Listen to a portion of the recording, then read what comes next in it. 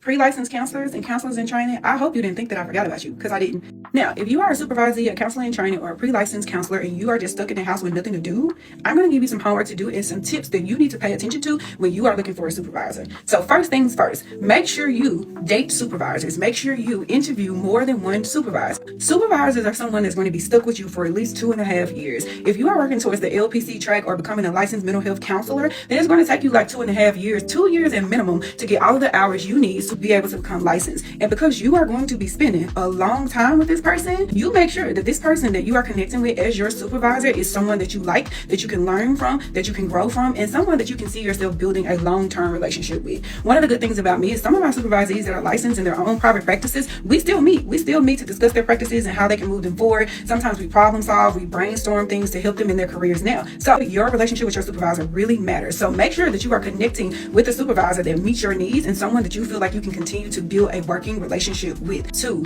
verify. Yes, ma'am. You need to have receipts that these people are eligible to supervise you for licensure. If you do not know the criteria for your supervisor, then you should visit Tennessee.gov, pull down the LPC application, and it will tell you the qualifications that your supervisor needs to have in order to be an approved supervisor. Another safe bet that you can do is you can go to the Tennessee.gov verification of license section on their website, and you will be able to put your potential supervisor's name in there, and you will be able to see their credentials. So you will be able to see their license number, you will be able to see if they're LPC or they're LPC MHSP, and you also will be able to see if they are an approved supervisor, because that credential will also be on their verification form. Now, there are some other conditions to where people can be an approved supervisor that may not have that stamp on their verification, but you want to go and you want to make sure that the supervisor you're interviewing and you're consulting with meets that criteria, because your application to become an LPC will not be approved if your supervisor was not an approved clinical supervisor or does not meet the standards to be an approved supervisor. So just because somebody tell you they can supervise does not mean that they can supervise. The third thing that I suggest that you do in this process is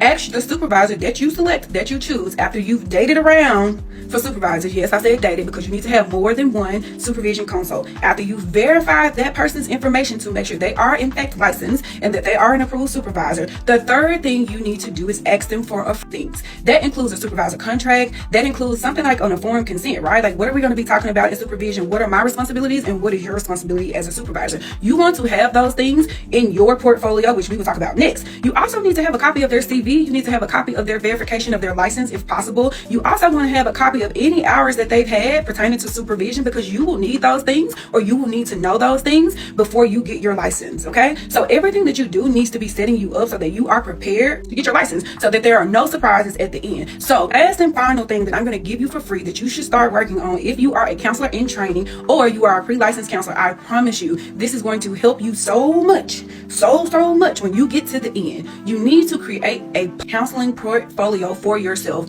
Oh, let's talk about what needs to be in this portfolio. So remember, in step 3, all of this information that I told you need to have in regards to the supervisor that you chose, you need to have all of their information somewhere in their portfolio. Not only do you need to have their information in the portfolio, you need to have information about yourself. So the courses you took, this is so important. So when you're in school, if you are in school, having the list of courses you took while you was working on your master's degree is going to be paramount. It doesn't seem like it will be now, but it's going to be so important later. So have a copy of that. Also have a copy of your transcript. That is so important. So have a copy of the courses you took, or you can have a copy of your transcript. You need to also have a copy of your CV or your resume in there. You need to have all of the information we discussed in the last step about your supervisor in your portfolio. You also need to print off a LPC MHSP application. So are we going to print off that application? Because that application is going to tell us everything we need to know, everything that we need to be working on as we move towards our licensure. And also need to download the ACA Code of Ethics and put that in your portfolio, because eventually you're going to have to study it. So you also maybe need to put the schedule of and learn a little bit about when the board meets. Everybody thinks that the board meets all the time to approve the patients. They don't.